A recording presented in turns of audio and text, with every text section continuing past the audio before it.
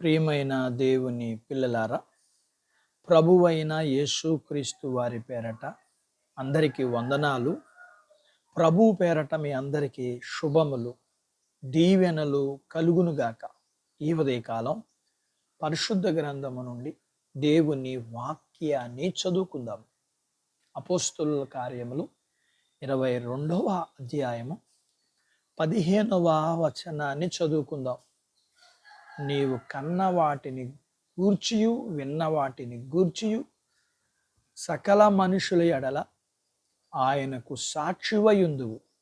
దేవుడు తన మాటలు మనందరి కొరకు దీవించునుగాక. ఆమేన్. ప్రియమైన దేవుని పిల్లలారా, పరలోకములో ఉన్న ప్రభువును చూడడానికి, ఆయన స్వరం వినడానికి పౌలుకు ఎంత ధన్యత భాగ్యత పొందుకున్నాడు. ఈ పరలోకపు ఆహ్వానం ఏర్పాటు పౌలుకు గొప్ప భాగ్యమే. అయితే ఈ ధన్యత భాగ్యం ఆయనతోనే ఆగిపోలేదు. ఇతరుల పైన కూడా ఈ ప్రభావం ధన్యత కొనసాగింది. నిజమే, పౌలు ద్వారా సకల మనుష్యులకు ఈ ధన్యత భాగ్యం అందించబడ్డాయి. కాబట్టి ఐరోపా దేశాలన్నీ సువార్త వ్యాప్తి విషయంలో పౌలుకు రుణపడి ఉన్నాయి. అలాగే మనం కూడా ప్రభు కోసం సాక్షులుగా ఉండేందుకు ఆయన మనకు ప్రత్యక్షపరుచుకున్నాడు. అయితే ఈ అమూల్యమైన ప్రత్యక్షతను మనలోనే దాచుకుంటే అది మంచిది కాదు, ప్రమాదం కూడా. ముందుగా మనం ప్రభువును చూసి ఆయన స్వరం వినాలి. ఆ అనుభవం లేకపోతే ఇతరులతో పంచుకోవడానికి మన దగ్గర ఏముంటుంది? మనం ప్రభువును చూసి ఆ స్వరం వింటే ఆయన గురించిన సాక్ష్యం మనలో కలిగి ఉంటాం. ఇది వ్యక్తిగత సాక్ష్యం. అందుకే ఆయనకి సాక్షివయుందువు అని వ్రాయబడింది. ఇది క్రీస్తు నిమిత్తమే. అయితే సాక్ష్యం నిలకడగాను అర్థవంతంగా ఉండాలి.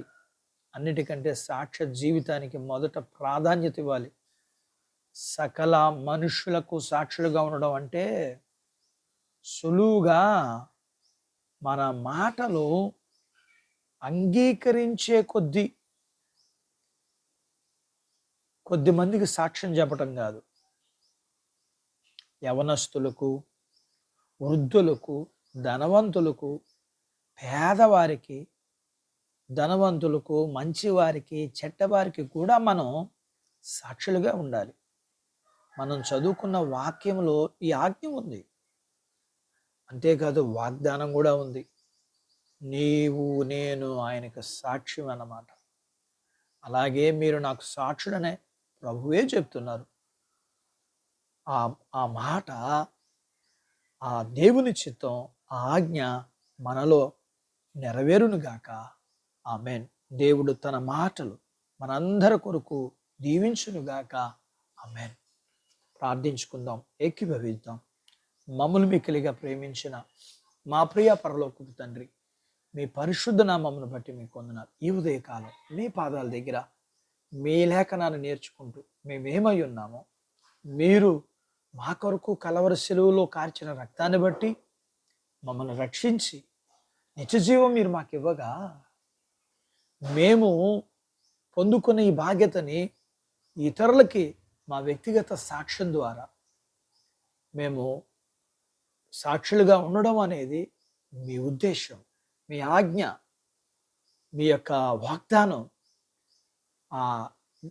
ఈ వాక్యంలో మేము నిలిచి ఉండడానికి మీరు మాకు సహాయం చేయండి. మా కుటుంబాలకు,